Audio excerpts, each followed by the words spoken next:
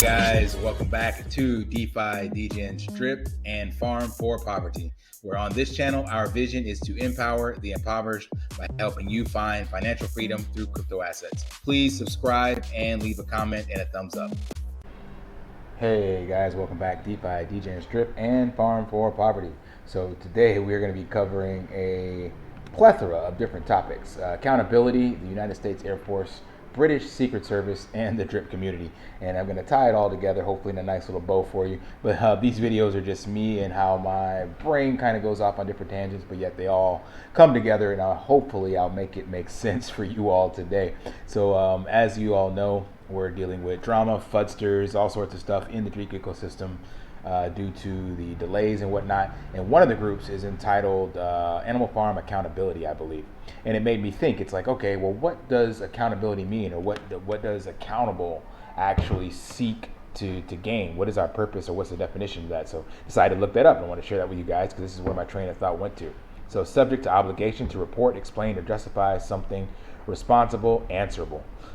Down here, it's a much better, easier to understand. Accountable means obligated to explain, justify, and take responsibilities for one's actions and answer to someone, such as a person with more authority.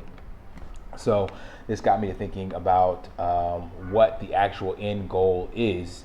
And this article talks about that we don't really have a clear definition of accountability, but the most common is that it calls for generally an unspoken desire for more consequences, the reward for achievement and punishment for failure. So that, to me, kind of summarizes it. So these groups, these people are looking for consequences, basically. They feel that they are owed some sort of answer, and that as a collective, they are the group with or more authority, and they want Forex to answer to them for what's been going on. And to an extent, I guess that makes sense, but this is, DeFi, crypto, Wild Wild West, and things of that nature. So if you look at traditional businesses and all that, you may not have complete accountability, and that's usually where you see this within governments. There's not transparency, and then when things happen, people are upset and they want to get answers. So I totally get it from that perspective. But at the same time, in DeFi, and specifically in this crypto space and in the Forex Shark projects, it's like, what is the actual goal for this accountability? Why are you actually upset? Because nothing as of right now has actually happened, right? So yes, the contracts are paused, but you can still go on the back end and do an emergency unstake. So your money is not locked up. If you want to unstake it, and it was actually unpaused, you could have actually unstaked it all from the animal farm.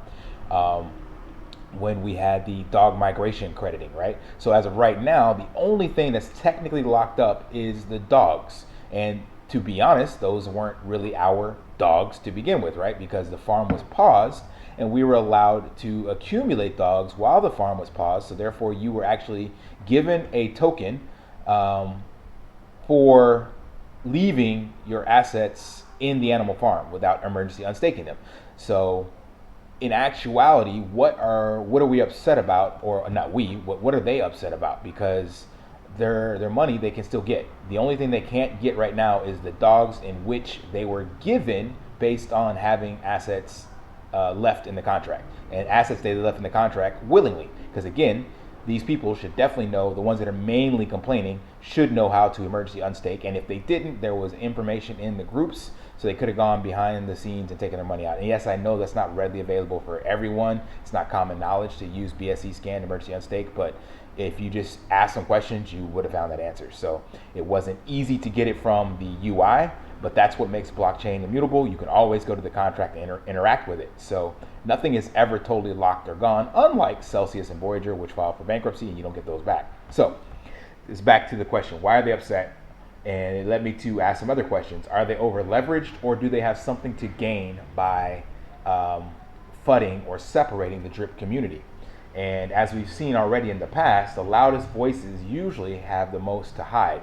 We've seen some irresponsible influencers in the space that have some big voices, and they use that to promote their own projects or take visibility away from Forex Shark projects. So there's no proof, of course, but it just makes you question someone's integrity or reason why they are complaining about this, as I just mentioned, because it's not locked up, it's not gone.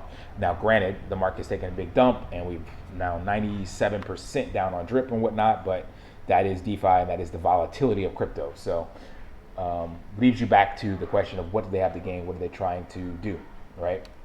So this made me think of a phrase that we had in the military. So some of you have known, I've mentioned it before, but it was I was in air traffic control, and air traffic controllers had this phrase that they used. It was called "train to rate and right to wash out." So what that meant was that while you were in position, like in these pictures here, your trainer would tell you all the positive things you're doing right, give you all the amazing feedback, and keep you focused on the task at hand because this extremely stressful job. And then at the end, they would write like the most ripping information about you, because in the event that you didn't cut the mustard, they would be able to wash you out, basically, which means you wouldn't be in the military anymore. So they wanted to make sure they had everything documented so that worst case scenario, they had all of the necessary information to kick you out if need be, because there's a lot of people that are unfit for air traffic control. The washout rate is like 50 to 60%. So train to rate, right to wash out, or more similar or more common in traditional businesses is praise in public and criticize in private. So what that really gets down to is we as the community get to decide what we want to focus on. So you can look at Forex Shark projects and what they've done in all of his other projects and how long he's been doing this, and look at all the positive from it. Or you can choose to look at what's going on right now and the negative, right? So that praise in public and criticize in private led me to this video that I want to share. This is where the British Secret Service comes into play, which is actually a movie, Kingsman. I'm gonna play this clip. If you're not familiar with Kingsman, it's basically was a comic book turned into a movie, and it's about a British Secret Service who basically try to maintain global peace. And the people applying for this position within the Kingsman are given multiple challenges to see if they are worthy enough to take up the mantle of Kingsman. So in this clip I'm about to play is these recruits going through a skydiving test. I'm not going to tell you how it ends, but yeah, I just want to give you some context real quick.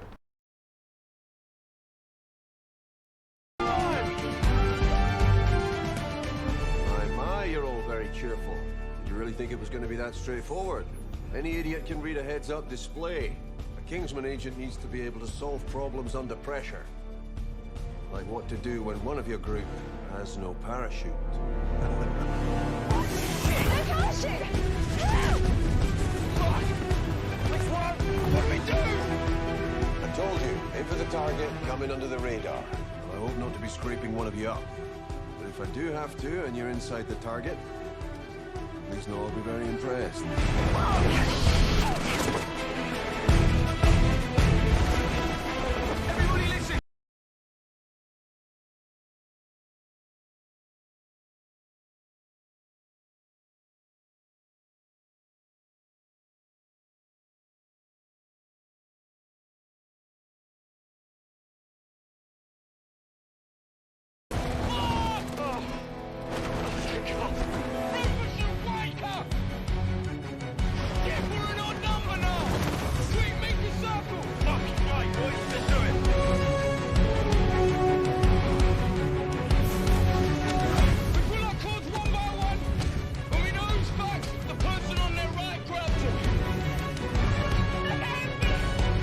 Good plan, AJ. You have 30 seconds. Come on now, hurry.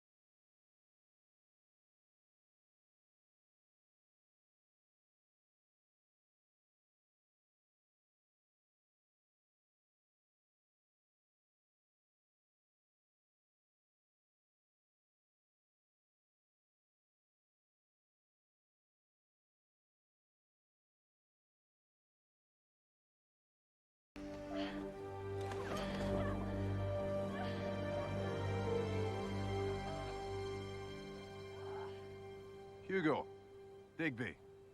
You don't land in the K, you're not in the K.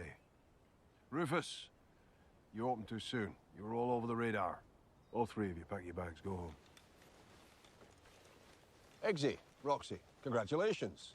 You set a new record. Opening at 300 feet, that's pretty ballsy. Well done for completing another task. Fallout.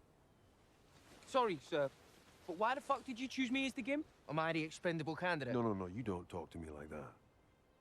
You have a complaint, you come here and you whisper it in my ear.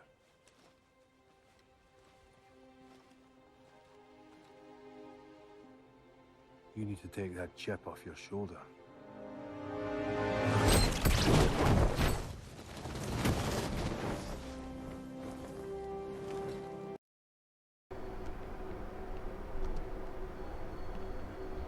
So that is that. So there's lots of people in our group, our community, that need to probably take the chip off their shoulder, feeling as though they're entitled to something with Forex, or maybe that they have an ulterior motive, or that they have something to prove, right? So there are opportunities to handle this in civil manner, I'm sure, and get to the root cause of whatever it is. But when you go out publicly and make these claims and try to sway opinions or whatever the case may be, then it makes me at least question what the end goal is, right? But now it's up to us as the other community members to decide what we're going to focus on, as I said before. So you can decide which part of the narrative you're going to listen to. You're going to listen to the civil discourse and a few naysayers that may or may not have ulterior motives, or are you going to look at what's been done in the past, what the contracts have done, the hundreds of thousands of people that have proven the sustainability of this, and the community that's behind it, and the projects that are being built besides it, and the track record of the developer. You get to pick. So as I've mentioned in other videos, Tony Robbins says we get what we focus on. So you get to choose to focus on the positive of what the Forex Shark ecosystem has built, or you focus on the negative. And yeah, there's both are viable options, but in my personal opinion, only one is going to serve you moving forward. So you got to make that choice. But ultimately, whatever you decide, go all in and stick with it. Don't go flip-flop back and forth. Don't pick one and then dab your toe in the other, or try to play the middle of the field. So yeah, hopefully this all made sense to you guys. Got a little backstory on air traffic control, the Kingsman, and publicly rewarding in public versus criticizing in private. So ultimately ask yourself, what are the consequences we're trying to gain here, and what do these other people have to gain from this? So I don't have an answer for that, but if you're deciding what to do, that's what you should be asking yourself in the long run. All right, guys, until next time, lift daily and achieve your impossible. See ya.